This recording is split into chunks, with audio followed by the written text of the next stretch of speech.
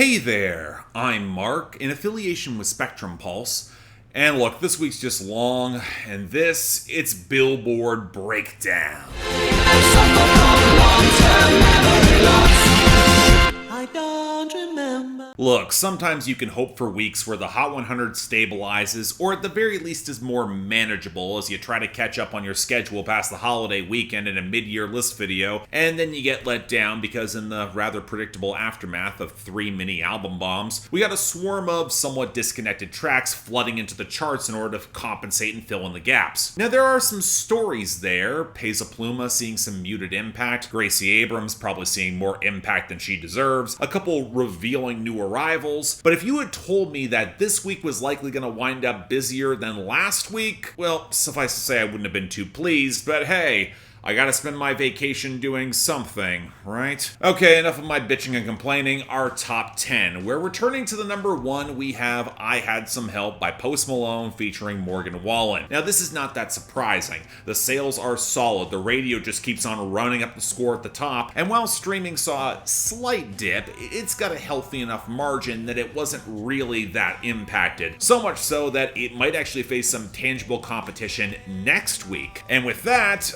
I can't believe I'm saying this, it's coming in the form of a bar song Tipsy by Shaboozey up to number 2, which is dominant on sales, eclipsed I Had Some Help on streaming, and is currently trying to chase down that radio margin. The race for number 1 might wind up a little closer than I think anyone would expect. Now, I'd also say that Not Like Us by Kendrick Lamar could make a play beyond jumping to number 3 thanks to that concert in LA, which drove up his streaming and sales in a big way, but radio growth has effectively stalled out this week, which is not exactly a promising sign unless that music video drops and just blows everyone's mind. Now, it did have enough to comfortably pass Espresso by Sabrina Carpenter, which is now at number 4, where the radio growth is good, but the streaming took a dip, and let's be honest, she's not making up the margin on sales alone. And that takes us to Please Please Please by Sabrina Carpenter slipping back off the top down to number 5, as she lost the top spot on streaming and sales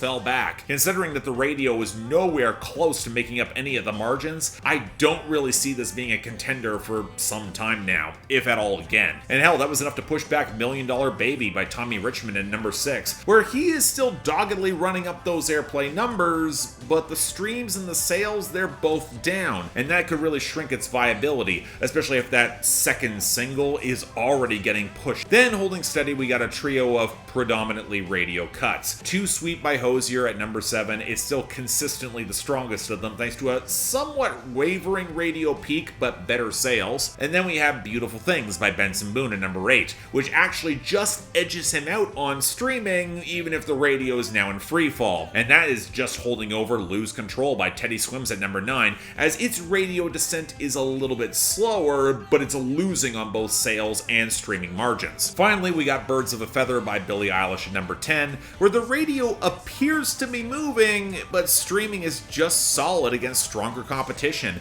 There might be a ceiling on this song's growth if it cannot capitalize on some of the losses above it. I think it can, we'll just have to see. And that naturally takes us to our losers and our dropouts, and there's a couple notable ones in that latter group. Again, outside of album bombs fading, we did see Agora Hills by Doja Cat and Wild Ones by Jessie Murph and Jelly Roll both comfortably clinch their year-end list spots for 2024, where Enough Miami by Cardi B exited prematurely, and both Spin You Around by Morgan Wallen and Get In With Me by Boss Man D-Lo, they look like they've fallen just short as they've slid into recurrency. Also, Carnival by Kanye West, Ty Dolla $ign, Rich the Kid, and Playboi Carti, it is finally gone. It's making the year-end list, but whatever, good riddance. But the losers are more all over the place than you might expect, so let's handle the old album bombs first. From Don Toliver last week, we had Bandit collapse down to 100, and Brother Stone with Kodak Black mercifully fall to 97. From Billie Eilish, we had Chihiro at 54, Wildflower at 75, and L'amour de ma vie at 84. And from Taylor Swift, well, only Just Guilty as Sin hitting 98. A little bit pedestrian alongside Texas Hold'em by Beyonce landing down at 90. Oh, and yeah, I guess Luke Combs saw some expected losses off of his small album boost last week as well, unfortunately, with Remember Him This Way at 71, and The Man He Sees in Me at 96. Now for the rest, Well, Band for Band by Central C and Lil Baby dipped down to 39. I Like the Way You Kiss Me by Artemis looks like it has clinched its year-end list spot as it's slipping down to 58. Sweet Dreams by Co Wetzel continues to lose hard at 64. I Think I'm in Love with You by Chris Stapleton and Dua Lipa is still underperforming at 80, and Halfway to Hell by Jelly Roll hit 87. A lot of these are continued losses, kind of speaks to a moment that's getting rotated out. We'll have to see if any of them revive. I kind of doubt it. So, okay, what's going to wind up replacing them? Well, now going to our returns and gains, we did see a nice bounce back for We Don't Fight Anymore by Carly Pearce featuring Chris Stapleton at 92, likely thanks to a helpful radio boost tied to her album's release, alongside Hang Tight Honey by Lainey Wilson, which is coming back at 89. But we really did not have a lot of gains here, with probably the most disappointing coming for The Boy Is Mine by Ariana Grande to 29, thanks to that huge streaming revival. We'll also probably thank the remix for that one. Alongside Devil Is a Lie by Tanya Richmond bouncing up to 35 off of its debut. But thankfully, that's all being balanced by the continued growth for Chappell Roan, as Hot to Go continued to 38 and Pink Pony Club off the debut hit 66. She's still seeing more gains with more songs coming. This appears to be a genuine phenomenon. Yes, I am tempted to make the pun. I'm a little better than that, at least for now. But you know what? We got a frankly stacked list of new arrivals that's going to try to fill in all the gaps. We cannot waste time. Let's start off with number 99, La Patrulla by Peso Pluma and Neton Vega. Le sobra la calidad de Mariana Librado andando en la patrulla. So here's the complicating factor in talking about the few songs that Peso Pluma broke through with his album Impact this week. Of course it was going to be less than the album bomb that he had with Genesis last year, but it's trickier to gauge if it's a sign that his momentum is shrinking or that of the larger regional Mexican Sounds Hot 100 crossover, especially as he didn't see nearly as much breakthrough on the global charts as I was expecting. Now granted, the buzz for this album has been mixed even by folks who like this sound, and thus starting with a track that apparently already existed in some form solo with Neton Vega. Well, already not a good sign. The farting horns that carry so much of the melody beyond the very brittle acoustics and the thicker bass that I actually kind of liked. More distracting is how much both Peso Pluma and Neton Vega sound suffocated in reverb just on the vocal tracks that blunts their delivery. I know Peso Pluma's voice is a bit of an acquired taste, but it's the cheapest way possible to soften some of his rough edges, and it feels really awkward alongside the rest of the much cleaner pickups in the mix. And then for the content, honestly, it's just more disjointed, highlighting a come-up with references to evading traitors amidst police and then gang attention, but the hook is then trying to connect with some girl, and there's no transition to make all these parts actually make sense together. Couple that with the rather abrupt ending, yeah, I'm not hearing this. It's not terrible, but it's not memorable, nor good. Next, number 94, Risk by Gracie Abrams.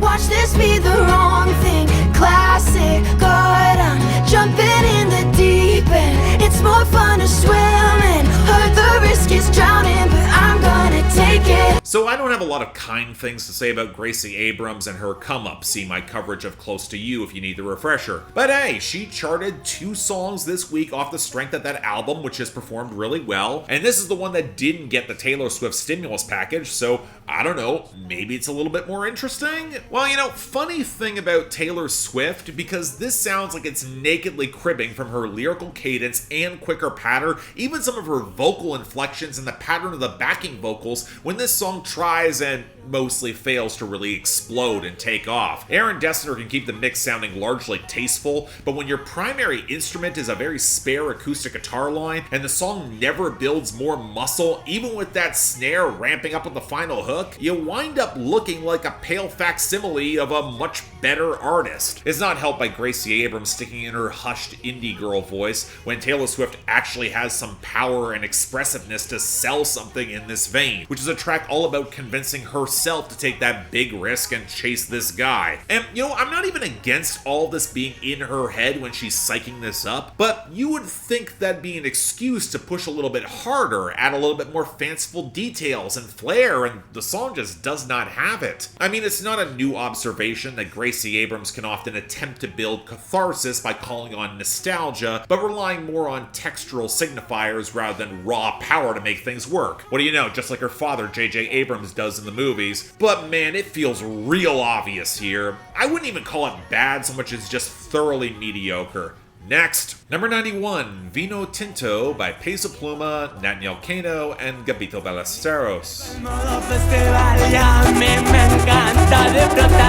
Okay, one misfire for Peso Pluma. He's got two more folks to work with this time. Maybe it sticks a little better. Not gonna lie, those grimy synths that bookend the song, they were kind of intriguing. Peso Pluma has proven he will experiment, but then those farty horns and the painfully brittle acoustics come in with not even any cool bass flourishes, and the vocals are still swaddled in reverb, and the mix all sounds like it's being performed inside a tin can. And I find it hard not to just throw my hands up in the air because, oh yeah, all the experimentation here. And the lyrics, look, it's more celebratory this time and getting away from street life, which, as Natanael Cano mentions in the second verse, was very much the backup plan is going into the streets and drug running. And I get how some of that old tension can linger, but the vibe's just not paying off any of that possible drama outside of a bunch of aspirational flexing. Again, it's hard for me to consider this outright bad when it falls in line so quickly with so many other interchangeable regional Mexican songs. But when the experiments are not working, yeah, not a good sign. But you want to know what is? Number 82, Casual by Chappell Roan.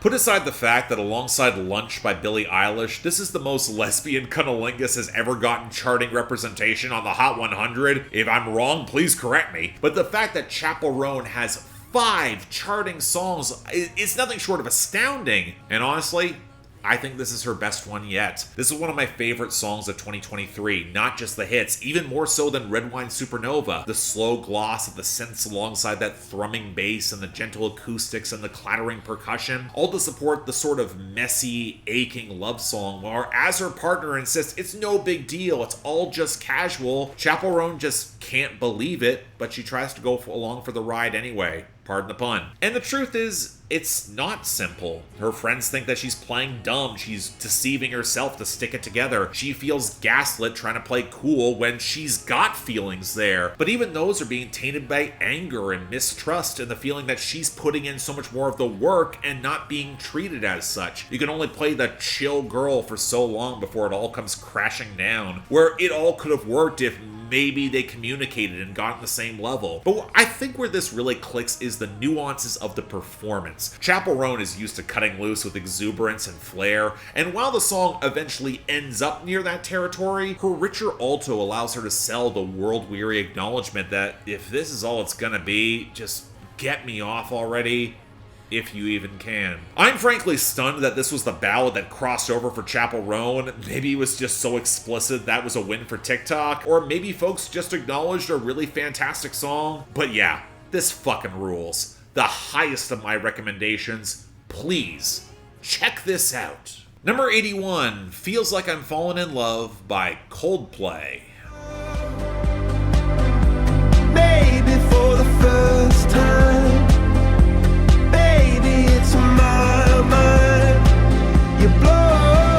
I know I'm pretty much the only person who walked away from Music of the Spheres thinking it wasn't really that bad, maybe even being curious for Coldplay to expand on their theme and concept, but it doesn't look like we're gonna get that, so instead we got this new lead-off single for an upcoming album titled Moon Music, and honestly I'm kind of conflicted, because sonically this soft-focused, buzzy electropop, it's not that far removed from, well, Music of the Spheres, maybe a trace of Ghost Stories along the way, especially with how fractured the guitars feel, at least until the more elegant bursts on the second half of the song. It's not close to peak Coldplay because the thicker guitar and the strings embellishments, they probably should have come in a little bit earlier, but it is an example of how to do this sort of taking the risk to fall in love song a fair bit better. I mean, take notes, Gracie Abrams. In fact, while I do think the lyrics are a little too simplistic and basic for my taste with all the la la la's filling up space, Chris Martin is a singer who is so earnest that he can actually sell taking the chance to let his defenses drop, even if he seems to know that it's all possibly doomed to fail. There's some dynamics in the performance that sets up the drama. It allows him to make that choice anyway. It's the same template as Risk, but with a lot more character in the execution. Now, I'd struggle to call this more than decent. I certainly have much higher standards for Coldplay than this song, but as it is, at least for now,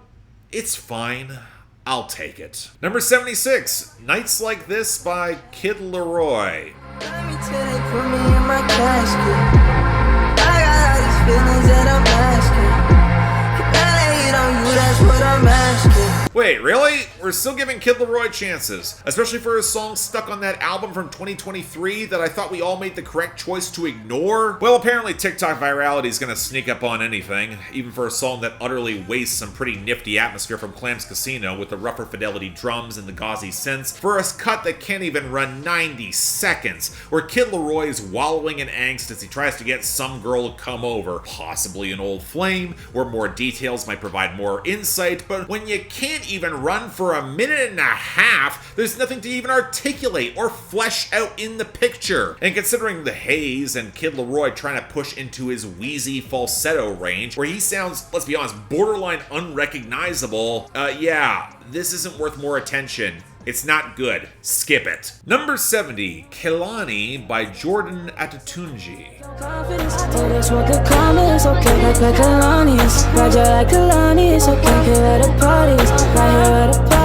So let me get this straight. Kehlani puts out a messy but undeniably commercial album with singles that could have crossed over for this week, where indeed After Hours saw a bit of a boost, but instead of getting any of those, we get a song that's using her name by a relative unknown going viral on TikTok and charting instead. Okay, Jordan Adetunji, he's a UK drill act, he's born out of London, he currently operates out of North Ireland, and on this song, okay, come on, he doesn't even sample Kehlani for that faint vocal fragment behind the louder guitars echoing the drill percussion. That's Summer Walker there. But it becomes very clear that this isn't really about Kehlani at all. He's just using their name as a fill-in for the bad bitch that he's trying to compliment. And then he rattles off a bunch of names of R&B singers at the end of the hook as the whole choir that he apparently wants. And from there his intentions get kind of messy, as the first verse seems he just wants to give them money and then stack up compliments, whereas the second is looking for more sex, because of course it is, where he claims that he's being choosy. What, between Kehlani or any of the other R&B singers that you rattled off in the hook that you will not get? And of course, he is man enough to handle all of this. And you know, I don't want to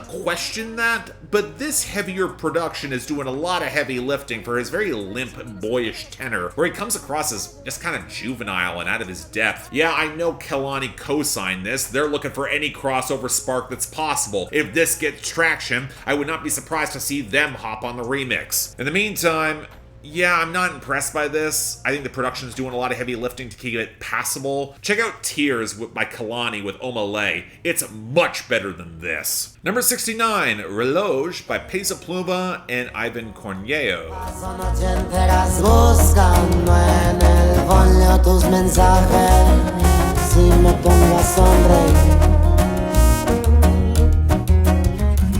Alright, last the Peso Pluma songs and borrowing a song title from Raul Alejandro, and we have to be a slower cut with no hook, but a little bit more gentle acoustic rollick, with the same reverb that's slathered all over Peso Pluma's voice, which in contrast to the horns, it just sounds awful, and Peso Pluma's intro and verse before Ivan Cornejo has his one verse, albeit with a touch of piano and slightly more atmospheric guitar work between them that was kinda neat. Honestly, it's a little bit startling how much better Cornejo sounds compared to Peso Pluma just by letting his voice show through all of its texture, not bother with so much reverb, but that is a slim edge for a post-breakup commiseration that shows no chemistry between the guys, and Peso Pluma sounding utterly unconvincing and trying to imply that he has really moved on. I think my larger issue is that given this song runs for nearly 4 minutes, it starts to feel like a real slog without a distinctive hook, or I don't know, something to anchor it. A wallow that's just not produced or performed well enough for me to really care. I mean, it's not the worst I heard from this Peso Pluma album, but if these 3 songs are indicative of the overall quality of the thing, I'm not surprised we didn't get the album bomb this time. All I'm saying. Number 63, Girl So Confusing by Charli XCX and Lorde.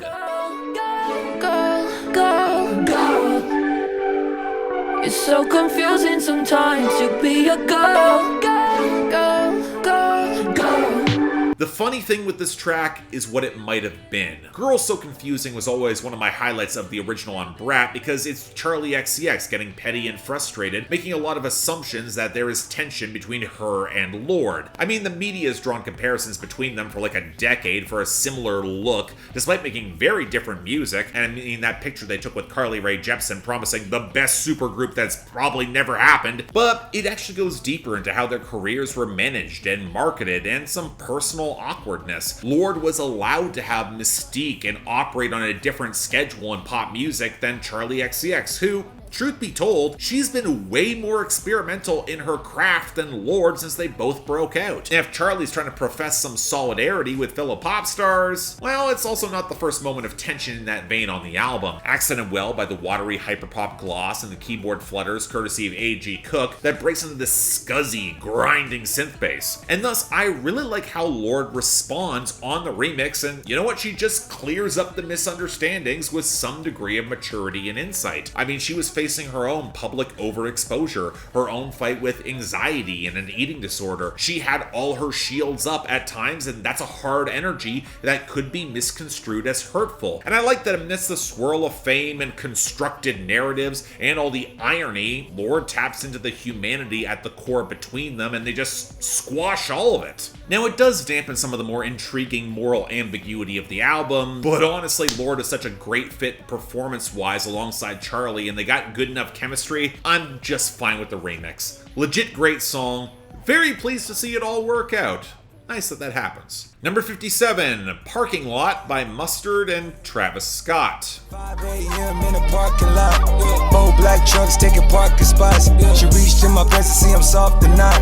I'm hard as a motherfucker, Scott Laroi. Okay, Mustard, after you popped out with Kendrick, you didn't have to go work with Travis Scott. He's been playing both sides for a few months now, and the music hasn't been remotely good, especially not for a single for your next album. Now, to Mustard's credit, his embrace of more soulful, watery sampling has the cooing vocals that's just below chipmunk, and that's actually a pretty good balance for how Travis rides the brittle trap skitter, the pianos, and the rumble of the bass. The production is easily the biggest selling point of this song to me. I mean, it's not like Travis is delivering much in way of content. His flows are actually generally pretty sharp, and you know what, maybe it's just me, but against this production, you could do a little better than the stock flexing, the lazy dick jokes on the hook, a Dr. Seuss reference within the first bars of the first verse, and on the end of the second verse, he talks about laying so much pipe with the girls that he should quit his job to be a plumber. Dude, would it kill you to try any harder? That sounds so dated. I'm not even saying it's bad, but this sort of production normally demands a little bit more tact, rather than Travis Scott seems to be capable of delivering these days, dropping what could have been a really damn good song to just merely decent. I mean, it's okay, but it should be better. Number 53, You Look Like You Love Me by Ella Langley featuring Riley Green. I'm drunk and I'm ready to leave, and you look like you love me. I kind of feel like I should have heard more buzz around Ella Langley than I have, especially as this is her debut charting single in the Hot 100. She's had some traction backing larger acts in and around Nashville for some time, recently for Hardy and Morgan Wallen. Her debut EP came out last year. I remember hearing her name, but that EP was never requested for a review, so I didn't check it out. And this is the single for her upcoming debut album later this year. And honestly, it's a lot more charming than I thought it would be. It's a very traditional feeling country flirt-off between a guy and a girl at a bar where she initiates it and he's very receptive. It could easily fall into your stock barroom hookup, but it's playing to a much older sonic template. And the fact that they're both so game for it, it's kind of nice, especially given how warm the guitars, the accordion, the saloon piano, and the pedal steel are. If I've got a critique, it's that I can really hear just how much the vocals are touched up from the both of them. Honestly, a shade too clear and prim to match with the production. For a song so otherwise organic, the synthetic vocal mix is not nearly as charming, but that is nitpicking. Overall, it's quite good. I don't mind it at all. Number 47, TGIF by Glorilla. I ain't got no nigga, and no nigga ain't got me. Let's go. I'm about to show my ass. These niggas love freak. How the fuck is that your man? If he right here with me. Okay, maybe the project from earlier this year was just intended as a mixtape to build up momentum. To me, that's a bit of a misstep in the marketing. A Thing was really damn good. It's notching incredible hits right now, to the point where I think you could probably get another 2 or so hits off of it. But okay, I'm open to a proper lead-off single with the big video and everything, and I mean, it's alright, but it feels like a crescendo is missing that proper payoff, with the quaking bass and the horns around some of the faded strings. I know Memphis rap can be more minimalistic in this lane, but there's a song that's missing hi-hats or a snare to really explode by the end. I think it's this one. I also can't say I love the content either. I like Glorilla's swag, and I like her presence as a bruising rapper, especially as her flow has steadily improved compared to the field. But for a come out and party hard, it's Friday vibe, the energy of the song feels more sour with the complaints about the haters online and stealing dudes from other women. I mean, I don't like it when male rappers do it. I can make the exact same comparison. It's the same principle. I also wish there was a little bit more wit to the song. Once you get past some of the flexing, it feels pretty basic. And look, I know Glorilla can do more, so yeah, not wowed by it. And I really wanted to be, so let's keep moving. Number 36, Us by Gracie Abrams featuring Taylor Swift. I felt it, you held it, do you miss us? So literally as I was writing this, I saw an article from Uproxx with the title, Gracie Abrams shouldn't be reduced to her famous dad and more famous bestie, which, okay, you know what, I'd be willing to buy into that if said article said much at all about her music, other than touting her popularity and other industry connections and chart positions based off of streaming, and proclaiming that her popular success is totally not based off the Taylor cosign guys, especially when it comes to seeing her live and shelling out money for tickets. My rebuttal to that is more nuanced. It's not all just one thing or another. I've said this before, Gracie Abrams had help to get through the door, but actually staying there requires some skill. And yet it is very revealing that her highest charting song to date, it's with the Taylor Swift stimulus package backing her up, and it also doesn't really work because in addition to Taylor Swift just not having a lot of chemistry with Abrams and her voice just sounding much more full and expressive, the song doesn't really work. It's got the overwritten feel of the frustrating B-sides of Taylor Swift's Evermore or the Tortured Poets Department anthology, where there are some interesting ideas, but the composition doesn't really pull them together or pay them off strongly. I mean, the duo here are commiserating about a former bad relationship, where they're still obviously holding this candle for said exes, but the details imply some more interesting things about this guy that are often left obscured within the language that's trying to sound a fair bit deeper than it actually is. Kind of ironic given how they frame this older guy, giving them a book about Robert Bly. Basically imagine a more poetic predecessor to Jordan Peterson from the 80s and 90s, but fails to live up to any sort of masculine archetype, especially going back to this ex, and that's the longing reminiscence at the core of the hook of the song. That's where your emotional focus is, and that flies in the face of the acknowledgement of history's failings on the verses. You shouldn't be going back or even reminiscing, just move on. I don't know, it's one of those cases of an ambiguity tolerated for oneself, but not the ex in question outside the structure of the relationship, and Taylor Swift is a good enough writer to swerve away from that or add complexity, but even then, it would be fine if I thought the composition worked at all. The acoustic line is brighter and faster as the piano and synths rise around the hook with the misty overdubs and the strings, and as the drums come in, the groove just feels more overworked and busy than paying off the crescendo, and when you couple that with how the lyrical meter on that hook feels very clunky, relying on the word us, and how everyone's then stays in their breathy upper register, likely so Taylor Swift does not completely overpower Gracie Abrams, yeah, I'm sorry, it doesn't really work. honestly has got the feel of Abrams trying to write a more modern, more literate Taylor Swift song, mimicking the vocal inflections and weird poetic details and all, but she's straining to connect the dots, and Swift is only going to help so much, which has me wondering why I just don't go listen to the original article who does this considerably better this year. I'm more inclined to call it a failed experiment than outright bad, I'll give her that much. But again, if you want an example of what a real tortured poets department misfire sounds like, I mean, in the details, it's a lot like this. Number 34, Si Antes Te Hubiera Conocido by Karol G. Seguramente estarías bailando hasta conmigo, no como amigos. Alright, hopefully to move on to something more straightforward, that being a new Karol G album's in the cards. This is the lead-off single, and, okay, I did not expect Karol G to start going into merengue with the jaunty keys alongside the textured popping percussion that picks up a stiffer knock, to the point where it's actually attracting some criticism for cribbing notes from Shakira and especially Rosalia, the latter of which, okay, yeah, I actually do hear it. Especially in that groove, it does remind me of Despecha. But that was also a Rosalia song I didn't really like, and I can't say I'm that impressed with this either. The instrumental doesn't really vary all that much outside of the initial build, and then when you get to the lyrics, where it seems like Karol G is musing on what might have been with a guy that she sees dancing with his fiancé. She's wondering if she had met him first, what might have been. And I've seen some folks try to spin this as just idle daydreaming on Karol G's part, and I don't think I agree. She sounds pretty committed to getting this dude one way or another, or hell, just getting with them both at once. She can do that. Nifty. And because she then gets so horny seeing him that she's just waiting for that one mistake from the girl to really pounce, and she imagines wedding bells, and I'm sorry, that's an odd fit for something otherwise so jaunty and pleasant in the production. I know it's supposed to be playful, but I don't think the context really translates. Maybe comes more across if you're better fluent in Spanish, so as it is for me, just kind of strange. That's all. And finally, number 12, Pour Me a Drink by Post Malone featuring Blake Shelton.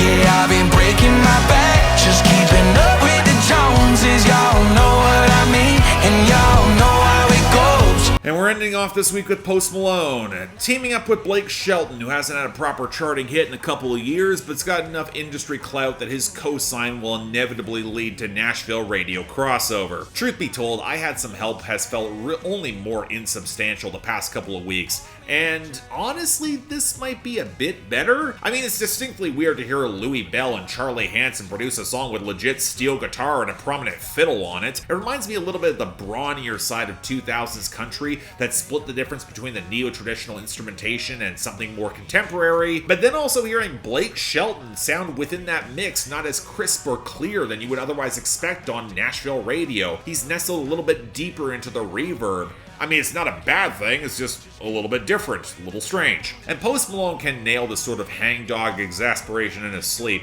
especially if he's complaining that a Dallas sports team lost in overtime. I'm mentioning the Cowboys, not the Mavericks, at least not now. And given that he's got pretty decent chemistry with Blake Shelton, it serves as a very obvious 2024 version of It's 5 O'Clock Somewhere by Alan Jackson and Jimmy Buffett. It's not as good as that, but it's in the same ballpark of cross-generational drinking songs, and it's honestly too lightweight to get that angry. Overall, it's fine, I guess. This Post Malone country album is going to be an interesting one, and I think I'll leave it at that. And man, that was a very long week. Best is So Easy, Casual by Chappell Roan, with Girl So Confusing by Charli XCX and Lorde as the honorable mention. Worst? See, look, most of this week was less outright bad than mediocre overall, so I guess Nights Like This by Kid Laroi, it feels like the worst of them. With Dishonourable mention, I think it's going to be a Peso Pluma tie between Vino Tinto with Gabito Ballesteros and Natanael Cano, and let's go with La Patrulla with Neton Vega. Just so much that didn't work there. Next week, I'd like to think it would slow down a little, but I'm clearly not that lucky, so probably a mix of Camila Cabello and Megan Thee Stallion. We'll have to see. But until then, I'm Mark, you're watching Billboard Breakdown, affiliated with Spectrum Pulse, and I'll see you next time.